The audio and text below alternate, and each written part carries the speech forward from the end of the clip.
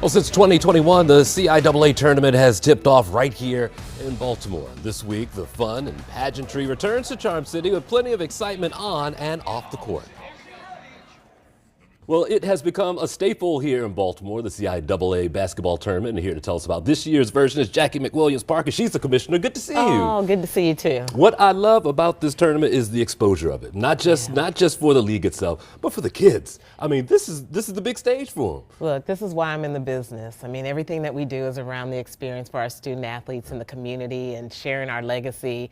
And there's no greater place to be in a city where one of our schools is not that far away. Yeah. One of our current schools, even Morgan State, was a member of the CIAA. So we really get to share the experience with these students and give them history. But I love it. What a great place to have so much energy. And the word you just used now that I key in on is students. These are student athletes, and this is not just a chance to see basketball, but it's a chance for a young kid in Baltimore who may see Bluefield State for the first time. Absolutely. I mean, when you hear the stories of what CIAA has done for some of these students who never even imagined themselves going to a CIAA school, and we expose them to Career Expo and Education Day, and we're giving out scholarships to any of the 13 or 12 schools that we have.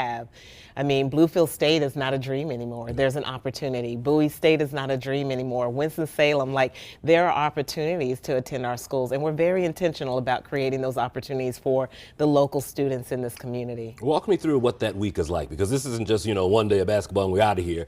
You set up a tent in Baltimore. You call this home for a little bit. It is a week of roller skating, and I have roller skates, but it's fun. We start out the week kicking it off on that Saturday doing a clinic right here in Baltimore. Right.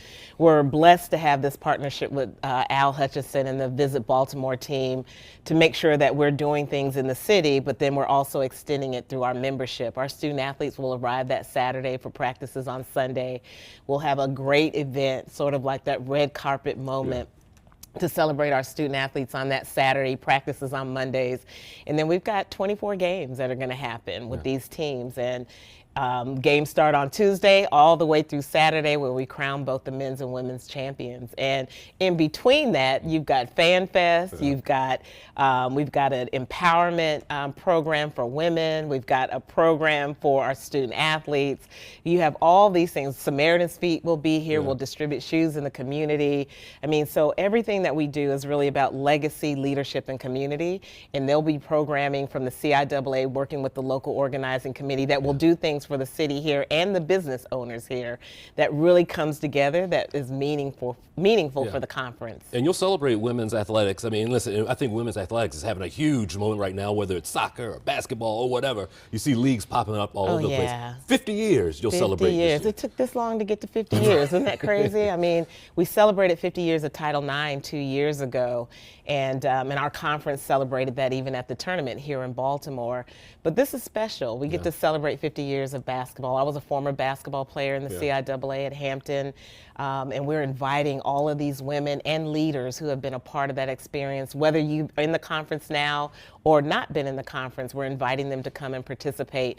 Our Hall of Famers will represent some of those women who have been a part of that experience.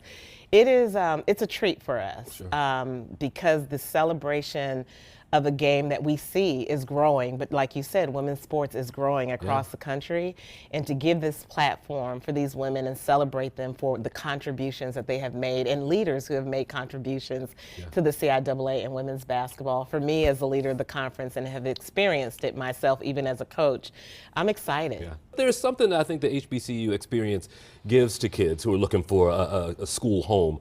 Describe that experience for kids who don't know much about the HBCU experience. It is a different experience, and I tell people, like my friends who didn't go to a HBCU, it's hard to explain until you actually get on the campus. My daughter goes to Hampton, and she just says it's probably one of the best decisions that she's made. One, in the time that we're in, it allows her to feel connected.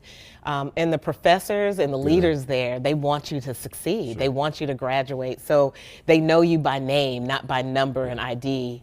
There's this attention of making sure that you have all the things that you need. You'll learn your history. You'll make sure you understand the value of the culture, but you're also embrace all the other cultures, because it's not just Black students that at our institutions. We have a very diverse population, from international to Hispanic students to white students. So you have this conglomerate of just diversity at HBCUs that people don't recognize.